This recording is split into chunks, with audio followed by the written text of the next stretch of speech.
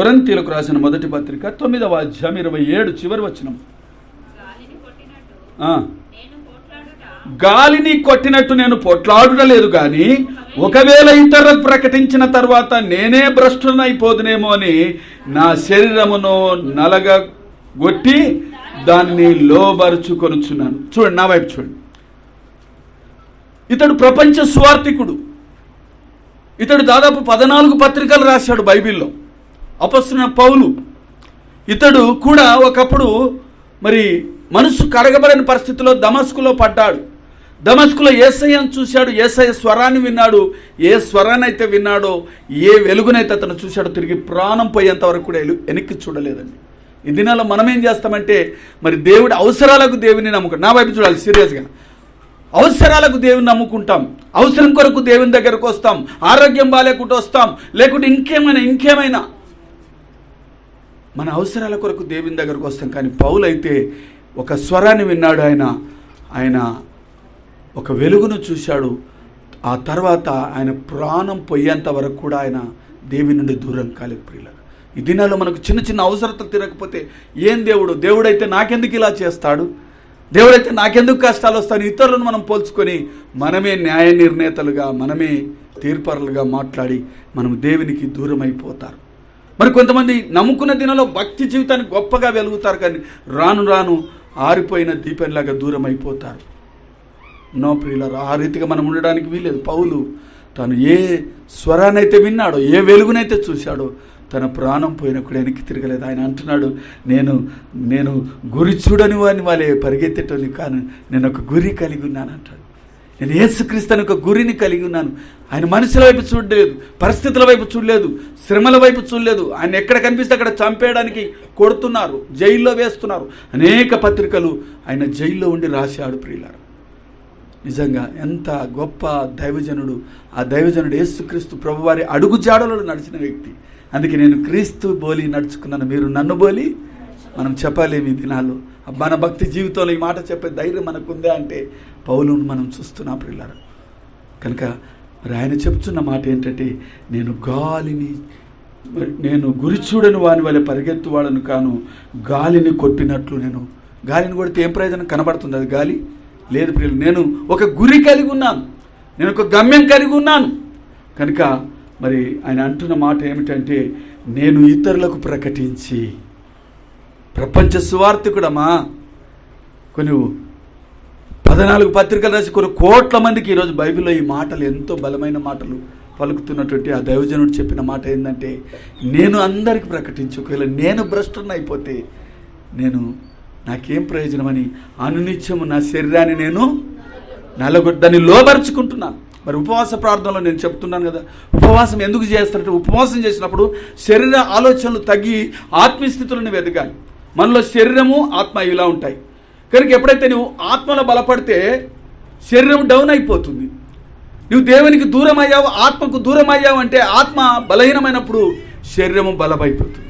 అందుకే నువ్వు ఉపవసించి ప్రార్థన వస్తుంది, నువ్వు ఆత్మలో బలహీనమవుతావు. ఒకవేళ శరీరం బలహీనమైంది, కానీ ఈ శరీరాన్ని నలగొట్టాలంటే ఆత్మ కంట్రోల్లోనికి రావాలి. ఆ చిన్న రిమోట్ పెద్ద టీవీని ఎలా కంట్రోల్ చేస్తుందో అలాగే మనం ఆత్మలో ఈ శరీరాన్ని నలగొట్టాలి. అందుకే ఆయన అంటాడు, నేను నిత్యము నా శరీరాన్ని నేను నలగొట్టుకుంటున్నాను. ఒక దైవజనుడు చెప్పారు, వాక్యం చెప్తుంటే నిద్రపోతుంటే ఆ శరీరాన్ని గిచ్చుకోవాలి. దీని యొక్క అర్థం, నీకు నిద్ర వస్తుంది అనుకో, గిచ్చుకోవాలి, ఇలా గట్టి గిచ్చుకోవాలట. చాలా చక్కని మాట, నిజమే. వాక్యం దాని అర్థం కూడా అంతే. అది ఇప్పుడు వాక్యం వినకుండా నీకు ఒకటి వచ్చింది, ఏంటి నిద్ర. మరి ఏం చేయాలి? నువ్వు శరీరాన్ని గిల్లుకోవాలి, నిద్రపోవాలంటే. అందుకే నేను నలగొట్టుచున్నాను, నిత్యము నేను నా శరీరాన్ని నలగొట్టుకొనుచున్నాను. ఎందుకంటే అందరూ ప్రకటించి నేను భ్రష్టుని అయిపోతే నాకేం ప్రయోజనం? కనుక శరీరము నలగొట్టబడాలి. ఎందుకంటే ఈ శరీరం బలహీనమైనది. రోమిలకు రాసిన పత్రిక 6వ అధ్యాయం 12వ వచనంలో ఒక అద్భుతమైన మాట మీకు జ్ఞాపకం చేస్తాను. చూడండి, రోమిలకు రాసిన పత్రిక 6వ అధ్యాయం 12వ వచనం. కాబట్టి శరీర దురాశలకు లోబడే చావునకు లోనైన మీ శరీరమందు పాపమును చూడండి ఏలని. ఈ శరీరానికి 2 బలహీనతలు ఉన్నాయి ప్రియులారా.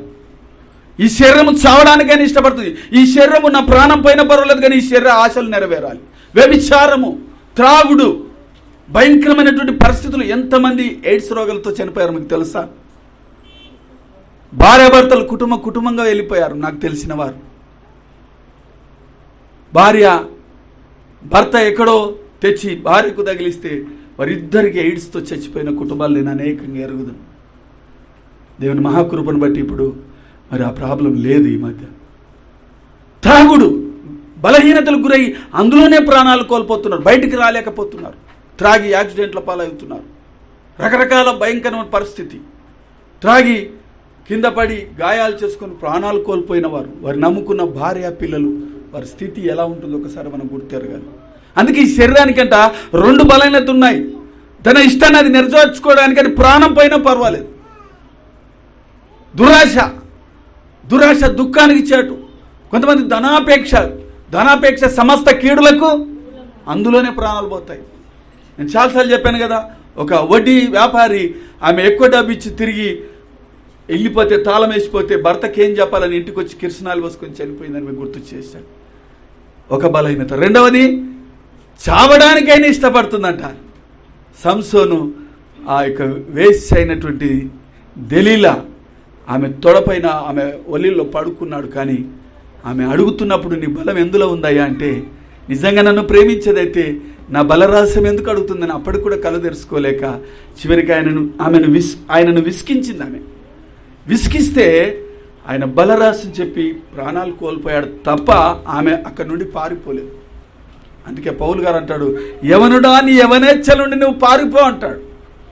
అంటే నేను ఏం చెప్పదలుచుకున్నానంటే, ఈ శరీరము ప్రాణాలు పోవడానికైనా ఇష్టపడుతుంది, కానీ దాని ఇష్టం నెరవేరాలి.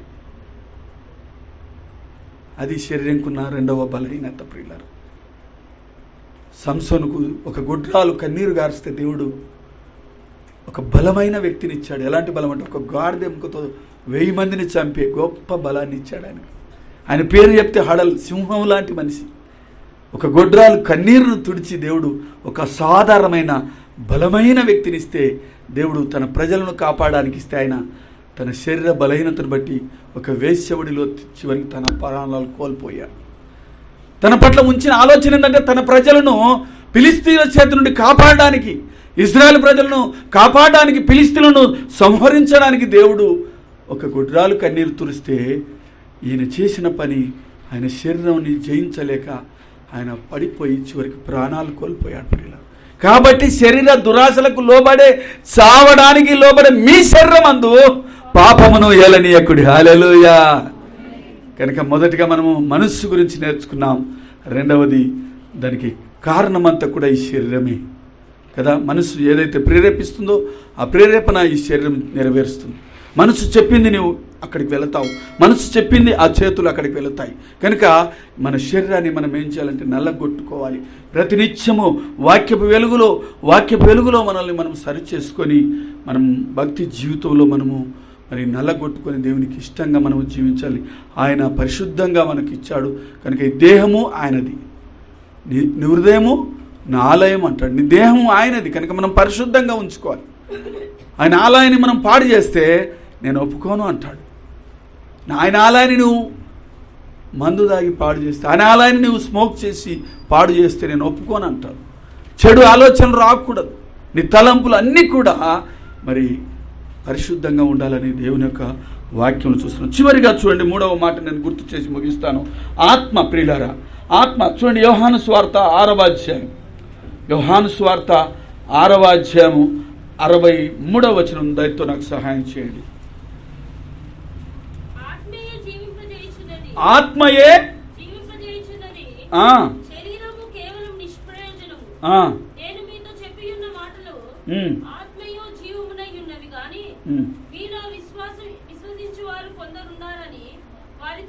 చాలు, ఇక్కడ చదువైన మాట చూసే. థ్యాంక్ యూ మా. ఆత్మయే జీవించుచున్నది, శరీరము కేవలము. ఇప్పుడు నా వైపు చూడండి, ఆత్మ శరీరం ఇక్కడ 2 ఉన్నాయి. ఆత్మ ఏం చేస్తుందంటే చేయొద్దు అంటుంది, ఈ శరీరం ఏం చేస్తుంది, చేయమంటుంది. ఆత్మకు దానికి విరోధం ఉంది. శరీరము బలహీనమైనది, మరి అది తుచ్చమైన వాటిని కోరుకుంటుంది. అది ఆలోచనలన్నీ తుచ్చమైనవి, అవి ఇతరులకి కావాలంటుంది. ఇతరుల భర్తల, ఇతరుల భార్యల, ఇతరుల ఆస్తి, ఇతరులకు చెందింది ఏదైనా నాకు కావాలి. ఇది ఈ శరీరం ప్రేరేపించే ఆలోచన. ఒకరి సొత్తు పూచిక పుల్లను కూడా నువ్వు ఆశించొద్దని ఆజ్ఞల్లో ఉన్నది కదా. మరి ఈ శరీరం ఏం చేస్తుంటే ఇతరులకు కావాలంటుంది. కనుక ఈ శరీరం నలగొట్టబడాలంటే నువ్వు ఆత్మలో బలపడాలి. ఈ శరీరము మరి జయించాలంటే నువ్వు ఆత్మలో బలంగా ఉండాలి. అందుకే ప్రియులారా, శరీరం కేవలము నిష్ప్రయోజనం అనేది. కనుక ఈ శరీరం కోరుకుంటుంది. చనిపోయినప్పుడు శరీరం ఏమవుతుంది, అది మట్టిలో కప్పేస్తారు. మీకు తెలుసు కదా, కొన్ని రోజులు అది మట్టిలో ఉంటుంది, మట్టి శరీరాన్ని తినేస్తుంది. కానీ ఎంట్రికలు కొన్ని ఎక్కువ రోజులు ఉంటాయని శాస్త్రజ్ఞులు వాళ్ళు చెప్తారు. కానీ అయితే ఆత్మ మాత్రము దేవుడు దయచేసిన యుద్ధకి వెళ్ళాలి. లేదంటే 2 అడ్రస్లు ఉన్నాయి. ఒకటి దేవుని రాజ్యం పరలోకం, రెండవది అగ్ని ఆరదు పురుగు చావని వేదనకరమైన పరిస్థితి. ఈ 2 అడ్రస్లు ఉన్నాయి. ఈ ఆత్మ నువ్వు ఎక్కడ పంపుతున్నావు? ఈ మధ్యాహ్న కాలం ముందు వాక్య వెలుగులో వాక్యం వింటున్నటువంటి మనము నీకు ఇచ్చిన ఆత్మ ఇది అసలైన జీవితం కాదు, ఇది అశాశ్వతమైనది. కానీ మనం చనిపోయిన తర్వాతే నిజమైన అసలైన సిసలైన జీవితము చనిపోయిన తర్వాతే ప్రారంభమని బైబిల్ సెలవిస్తుంది.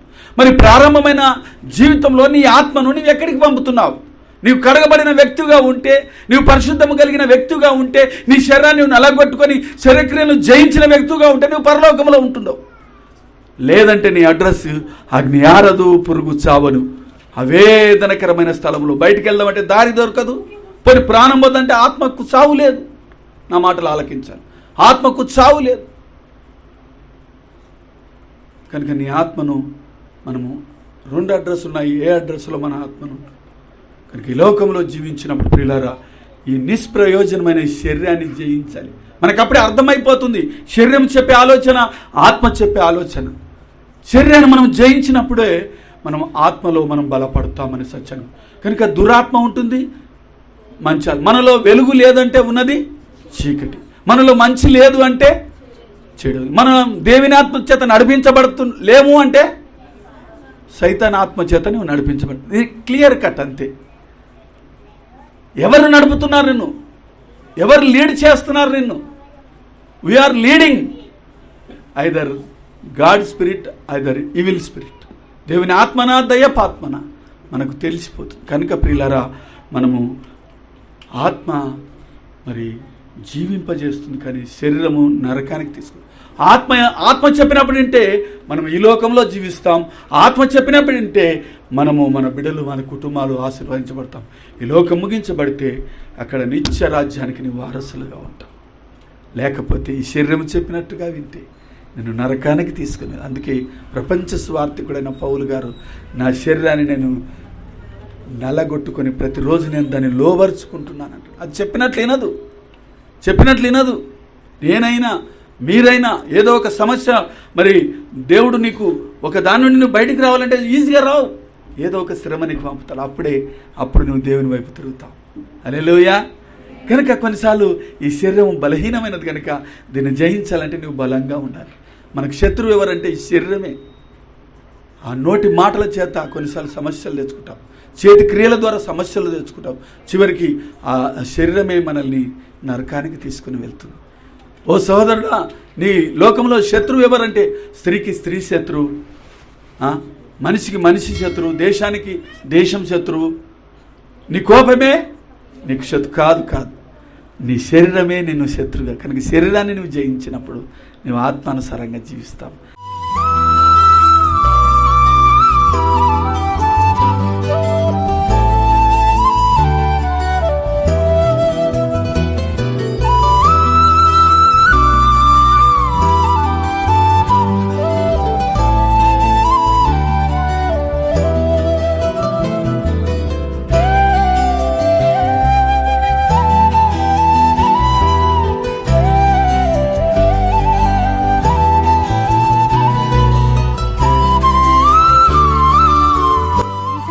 నచ్చినట్లయితే లైక్, షేర్, సబ్స్క్రైబ్ చేసుకోండి.